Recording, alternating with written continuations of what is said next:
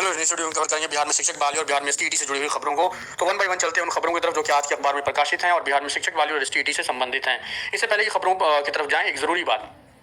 कई लोग कांटेक्ट कर रहे हैं एसटीईटी सर्टिफिकेट के लिए और एसटीईटी सर्टिफिकेट के लिए जल्दबाजी में, और नेचुरल भी है, एसटीईटी सर्टिफिकेट चाहिए। जिन लोगों ने भी क्वालिफाई किया है एसटीईटी सर्टिफिकेट उन तमाम लोगों को चाहिए, इसमें कोई डाउट नहीं है। लेकिन कई तरह की गलत खबरें चल रही हैं आज के टाइम पे एसटीईटी सर्टिफिकेट को लेकर के।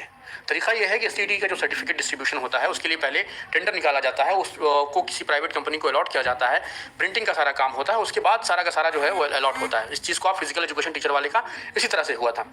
सच्चाई यह है कि आज के टाइम पर अभी तक कोई टेंडर इस तरह का निकाला ही नहीं गया है। तो जैसे ही टेंडर निकाला जाएगा, बाकी आप लोग जो भी हैं किसी भी तरीके, जिस भी तरीके से आप लोग प्रेशर बना सकते हैं शिक्षा विभाग पे, संजय कुमार पे या शिक्षा मंत्री पे, आप लोग बनाइए, उसमें कोई डाउट नहीं है।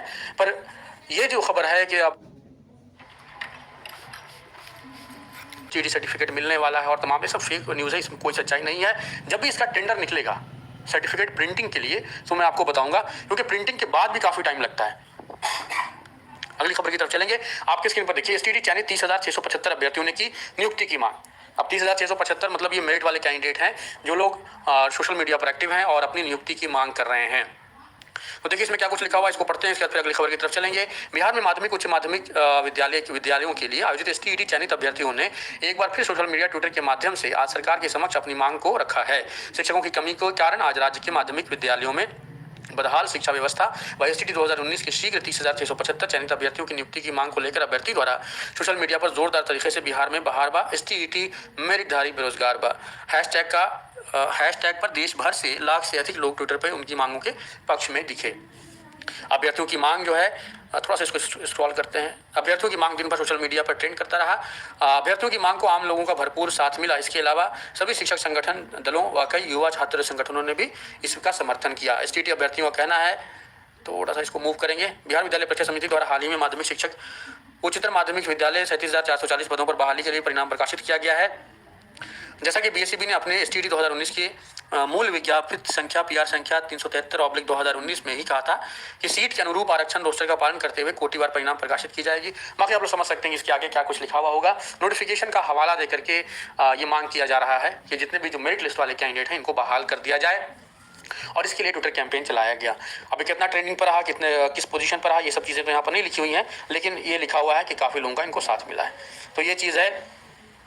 अब अगली खबर की तरफ चलते हैं। आपके स्क्रीन पर अभी देखिए, महिला कोटे की खाली सीटों को भरने को उसी वर्ग के पुरुष अभ्यर्थियों को मौका देने पर विचार क्या करना है। हॉरिजॉन्टल रिजर्वेशन जब होता है तो उसमें ऐसे ही होता है कि अगर कैंडिडेट नहीं मिल रहा है तो उसी कैटेगरी के अंदर से मेल कैंडिडेट को लेकर के भरा जाता है। वर्टिकल रिजर्वेशन का मामला अलग है, वहाँ पर अगर नहीं मिल रहा है कैंडिडेट, मान लो एससी का रिजर्वेशन है, एससी का कैंडिडेट नहीं मिल रहा है तो उसको जनरल से नहीं भरा जाएगा, वो सीट खाली रह जाएगी।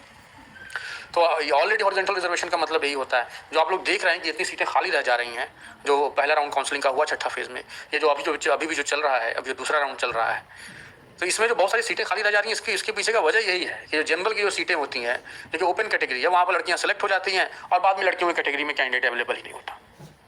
तो इसको सरकार को देखना पड़ेगा। प्राथमिक शिक्षक नियोजन जो अभी चल रहा है, नियुक्ति या काउंसलिंग जो भी कहें आप, जिसके लिए जो काउंसलिंग चल रहा है, उससे एक सीख मिलती है इस पूरे सिस्टम को कि किस तरह से रिजर्वेशन को एडजस्ट करना है। अगर ये एडजस्टमेंट नहीं होती है तो बहुत सारे कैंडिडेट, खास करके जनरल मेल और बीसी मेल में बहुत तगड़ा नुकसान होगा। तो इस बात का सरकार को ध्यान रखना पड़ेगा कि अगर लड़कियों की सीट खाली हो जाती हैं तो उसी कैटेगरी के लड़कों से भर दिया जाए। इस पर विचार हो रहा है। यहाँ पर आप देखिए 992 का चयन, 673 पद रह गए खाली। तो सरकार को भी इंट्रोस्पेक्ट करने की, इसको एनालाइज करने की ज़रूरत है कि आखिर कारण क्या है जो इतनी बड़ी संख्या में पद खाली रह जा रहे हैं। अगर यही हाल रहा तो फर्स्ट राउंड तो ऑलमोस्ट फेल ही रहा, उसमें भ्रष्टाचार भी था, उसमें सीटें भर भी नहीं पाई। सेकंड राउंड तो और बुरा हाल हो जाएगा। इसलिए गवर्नमेंट को अब इसको सोचना पड़ेगा कि कैसे रिजर्वेशन पॉलिसी को बैलेंस किया जाए। थोड़ा सा इसको स्क्रॉल करेंगे। इसमें और बाकी कोई काम की बात ज़्यादा नहीं लिखी हुई है, बस यही सारी बातें लिखी हुई हैं। इसके अलावा और भी कई तरह की खबरें आई हैं, जैसे कि बिहार में जो स्कूल को खोलने का प्रोग्राम चल रहा है उसके लिए संजय कुमार बहुत स्ट्रिक्ट दिख रहे हैं। जो नए वाले निदेशक आए हैं माध्यमिक शिक्षा के, वो कई हर एक ज़िले में नोटिस भेज रहे हैं। तो कई सारी चीज़ें चल रही हैं आज के टाइम पर, पर वो डायरेक्टली एसटीईटी या टीचर बहाली से संबंधित नहीं है। कुल मिला के जो खबरें थी वो आज की इंपॉर्टेंट मुझे लगा या एसटीईटी से रिलेटेड लगा, उसको मैंने इस वीडियो में कवर कर दिया। तो इसी तरह से आगे भी कवर करते रहेंगे। एसटीईटी से जुड़ी हुई कोई भी खबर आती है, कोई भी अपडेट आती है तो आगे भी इसी तरह से कवर करते रहेंगे। अगला 3-4 महीना एसटीईटी 2019 को लेकर कुछ नहीं होने जा रहा है, तो मतलब इसके बारे में आप बिल्कुल श्योर रहें कि अगला 3-4 महीना बिल्कुल वाइड ही रहेगा, इसमें कुछ नहीं होने जा रहा है। बस इसमें नज़र इस बात पर बना के रखना है कि ये लोग माध्यमिक वाला जो काउंसलिंग है उसको कैसे करवाते हैं। उसमें कई चीज़ें ध्यान देने वाली होंगी, जैसे कि जो इस तरह की यूनिवर्सिटीज़ हैं जहाँ पर धड़ल्ले से सर्टिफिकेट बन रहा है, उसके क्योंकि प्राइमरी में काफ़ी लोग सेलेक्ट हो गए, ओपीजीएस वाले, सनराइज वाले, एक बहुत सीरियस मुद्दा है जिस पर लोग ध्यान नहीं दे रहे हैं। अगर फाइनल मेरिट लिस्ट मान लिया एकेडमिक बेसिस पर ही बनना है, जिस तरह छठे फेज में बन रहा है, या नियमावली यही कहती है कि एकेडमिक पर ही बने, तो फिर चेक करना पड़ेगा कि कॉलेज कौन सा है, यूनिवर्सिटी कौन सा है। और अगर कोई भी ऐसे ही मनमाने ढंग से कहीं से भी किसी यूनिवर्सिटी से बना के ले आता है, जिस यूनिवर्सिटी का ट्रैक रिकॉर्ड अच्छा नहीं है, तो सरकार को एक बार देखना पड़ेगा।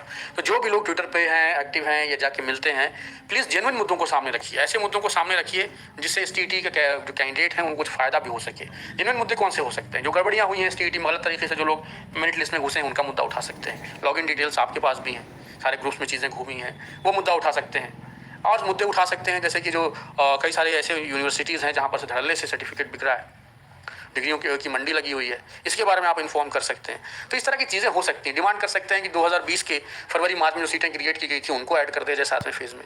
तो समझदारी इसी में है कि इन्हीं बातों पर ध्यान दिया जाए। बाकी मार्च में कौन सा रिजल्ट डिक्लेयर हुआ था और उसमें और आज में वेरिएशन कैसे हो गया, अगर आप इसी पर अटके रहेंगे तो मेरे ख्याल में मामला, मतलब जो कंस्ट्रक्टिव स्टेप है वो नहीं हो पाएगा। फिर मार्च में क्या गलती हुई थी वो काफ़ी लोग समझ रहे हैं। प्रैक्टिकली जो कुछ उस वक्त बोला गया, देखने की ज़रूरत है, चेक करने की ज़रूरत है, क्या वो सब प्रैक्टिकली पॉसिबल था जो शिक्षा मंत्री उस दिन बोल रहे थे। तो बहुत सारी चीज़ें कुल मिलाकर कहने का मतलब ये है कि सही मुद्दों को उठाइए, चाहे आप ट्विटर से उठा रहे हैं या जाके मिल रहे हैं या जैसे भी कर रहे हैं, सही मुद्दों को उठाना बहुत ज़रूरी है, जिससे ज़्यादा से ज़्यादा एसटीईटी क्वालिफाइड कैंडिडेट का फ़ायदा हो और ज़्यादा से ज़्यादा लोगों को जॉब मिल सके। इवेंचुअली सबको जॉब ही चाहिए, तो किस मुद्दे को उठाने से